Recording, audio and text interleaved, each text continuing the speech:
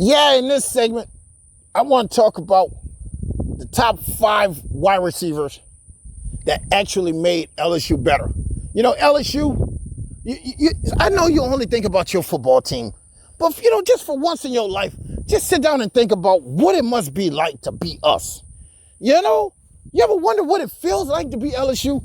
To always have to face the best of everything. The best of everything is in the SEC. It's not throughout college football. Don't let this shit that happened at Indiana go ahead on and convince you there's good shit happening everywhere else. No, it's not. No, it's not. That's what you call a classic flash in the pan. The real warriors, the real battle is always in the SEC.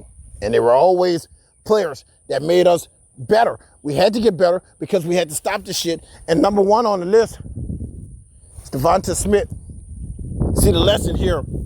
The lesson here, right? Devonta Smith, we had to cover him with Stingley, is don't let the best wide receiver in the country end up with the best quarterback in the country. Don't let that shit happen. Especially if the best wide receiver is so close to LSU, he could ride a 10-speed bike to the damn campus. Ames, Louisiana is right down the street from LSU. You could ride a big wheel to the shit. And we let Nick Saban get on a helicopter and steal him away. Devonta Smith was one of the fastest human beings we had ever seen in our life. And you had to cover him with a combination of man-to-man and zone. You had to have a zone waiting back there because he was going to run past the man-to-man shit. But thank God for Stingley. Thank God for you, bro. We threw you in an impossible situation and you fought through that shit. The other one is Amari Cooper. He was so fast. Guys, Amari Cooper used to vanish in the middle of the field. And he would matriculaze, he would metamorphosize in the damn end zone.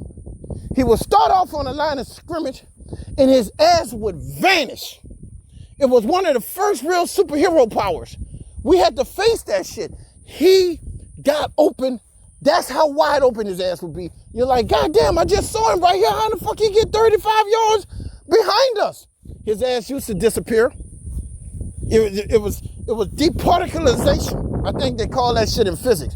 He used to vanish and his ass would reappear.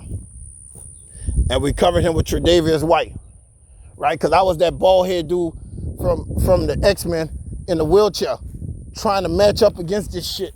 And thank God I had Collins and White, right? And put one of them at the line of scrimmage and the other one where his ass was going to matriculaze up the road. That's what we had to do. Julio Jones. This was legalized cheating. This shit was legalized cheating. And thank God we had Patrick Peterson, because Nick Saban made us better. How he made us better is we had to cover a football player who had a lot of muscles. He was a football player with a lot of muscles. That's all I want to say about Julio Jones. Fuck that shit. Mike Evans, right? Mike Evans, we covered him with Mills. I hated him too. Because his ass caught everything. If there was ever a player I was happy to see get the fuck out of the SEC, it was Mike Evans. It was ever. You can read it, right? I ain't got to read what happened. You can read it for yourself. But that shit with Mike Evans was aggravating, bro. Bad enough you got to go play him in Texas A&M where they cheat your ass for 9 quarters. Back then, Texas A&M used to keep adding quarters to the game until they beat you. Them cheating ass bastards would turn the lights off in the stadium and then throw a pass. Now you got to find Mike Evans' ass in the dark, okay? You don't believe me? Go look at the game where the lights went out in that shit. Number 5. Here's another one with muscles. This is that bullshit that was coming out of Ole Miss, right? So I call it that bullshit because they were that good. They were that good, bro. Ole Miss had a wide receiver core that was Bill Walsh level of aggravating. Remember when Young Montana to Rice and Young to Rice and that shit used to be wide open for reasons nobody can explain? You're in one of the softest prevents. You're not even playing a run. We're not even thinking about a run. Fuck a run. Cover this pass shit. Was difficult to cover. And my twin drove her ass all the way up there to Shreveport to get Greedy and his brother. She told his mama, we want that one and that one.